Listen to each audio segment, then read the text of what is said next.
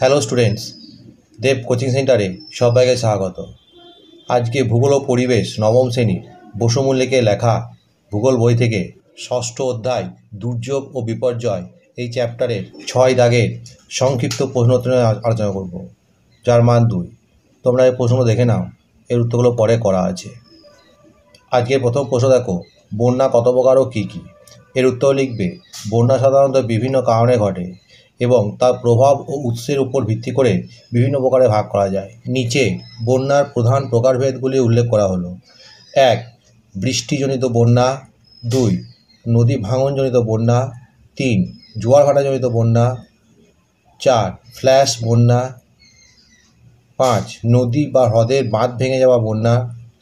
6. বন জলাধার বন্যা। 7. তুষার গলনজনিত বন্যা। 8. বজ্র ঝড়জনিত বন্যা। 2 নম্বর প্রশ্ন দেখো, খরা কয় প্রকার ও কী কী?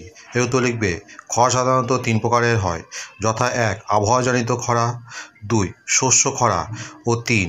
নগরাঞ্চলের খরা। 3 নম্বর প্রশ্ন দেখো, হিমালয় সম্প্রপাত কয় প্রকার ও কী কী?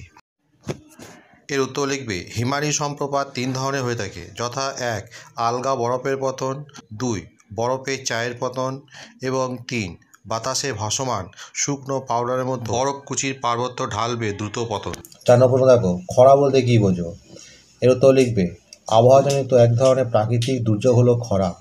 দীর্ঘদিন ধরে অতি অল্প বৃষ্টি বা অনাবৃষ্টি চলতে থাকলে জলাশয় শুকিয়ে ভৌম জলস্তর নেমে গিয়ে ও মাটির উপরিভাগ ফেটে যে পরিস্থিতি সৃষ্টি হয় তাকে বলে খরা। 5 নম্বর প্রশ্ন দেখো, ঘূর্ণিঝড় কাকে বলে? এর উত্তর লিখবে, ঘূর্ণিঝড় হলো একটি প্রাকৃতিক আবহাওয়ার ঘটনা যেখানে একটি বড় ঘূর্ণায়মান বাতাসে সমষ্টি তৈরি হয়, যা উষ্ণ মহাসাগরের উপর বিকশিত হয়। এটি নিম্নচাপ, প্রবল ঘূর্ণিবাতাস, ভারী বৃষ্টিপাত এবং বজ্রপাতের মতো বৈশিষ্ট্য দ্বারা চিহ্নিত করা হয়। উষ্ণতা ও আর্দ্রতা বাড়লে সমুদ্রের উপর নিম্নচাপ সৃষ্টি হয় এবং চারপাশে শীতল জলীয়বাষ্পপূর্ণ বাতাস সেই নিম্নচাপ অঞ্চলের দিকে ছুটে আসে, যার ফলে বাতাসের মিথস্ক্রিয়ায় ঘূর্ণিঝড়ের সৃষ্টি হয়। এরপরে প্রশ্ন দেখো, তুষার ঝড় কী? এর উত্তর লিখবে, প্রবল বেগে প্রবাহিত অতি শীতল বাতাস যখন ছোট বা মাঝারি বরফকুচির সঙ্গে ধাবিত হয় সেই পরিস্থিতিকে বলে তুষার ঝড়। এরপরে প্রশ্ন দেখো, হিমানি সম্প্রপাত কী? এর উত্তর লিখবে, উচ্চ পার্বত্য অঞ্চলে তুষারক্ষেত্র পার্বত্য ঢালের সাথে ভারসাম্য হারালে ও মাধ্যাকর্ষণের টানে বিপুল পরিমাণ তুষারপুঞ্জ দ্রুত গতিতে নিচের দিকে নেমে আসাকে হিমানি সম্প্রপাত বলে। এরপরে প্রশ্ন দেখো, ভূমিকম্প কাকে বলে? এর উত্তর লিখবে, ভূ অভ্যন্তরে শিলায় পীড়নের জন্য যে শক্তি সঞ্চয় ঘটে সে শক্তি হঠাৎ মুক্তি পেলে ভূপৃষ্ঠ ক্ষণিকের জন্য কেঁপে ওঠে এবং ভূত্বকের কিছু অংশ আন্দোলিত হয়। এইরূপ আকস্মিক ও ক্ষণস্থায়ী কম্পনকে ভূমিকম্প বলে।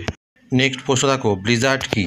এর উত্তর লিখবে, ব্লিজার্ড হলো এমন একটি তীব্র শীতকালীন ঝড় যা শক্তিশালী, দীর্ঘস্থায়ী এবং টেকসই বাতাস, ভারী তুষারপাত এবং অত্যন্ত কম দৃশ্যমানতা দ্বারা চিহ্নিত হয়। জাতীয় আবহাওয়া পরিষেবার সংজ্ঞা অনুসারে ব্লিজার্ড হতে গেলে ঝড়ে বাতাস প্রতি ঘন্টায় 35 মাইল 56 কিলোমিটার এর বেশি হতে হবে এবং 3 ঘন্টা বা তার বেশি সময় ধরে দৃশ্যমানতার 1/4 মাইল 0.4 কিলোমিটার বা তার কম হতে হবে। নেক্সট প্রশ্ন দেখো, ভারতের 2টি বন্যাপ্রবণ অঞ্চলের নাম লেখো। এর উত্তর লিখবে, ভারতের 2টি প্রধান বন্যাপ্রবণ অঞ্চল হলো গাঙ্গেয় সমভূমি, যেমন উত্তরপ্রদেশ, বিহার, পশ্চিমবঙ্গ এবং ব্রহ্মপুত্র উপত্যকা। বন্ধুরা, এখানেই শেষ করছি। পরবর্তী ভিডিওতে আবার দেখা হবে। ভিডিওটি ভালো লাগলে অবশ্যই লাইক, কমেন্ট, শেয়ার করবে।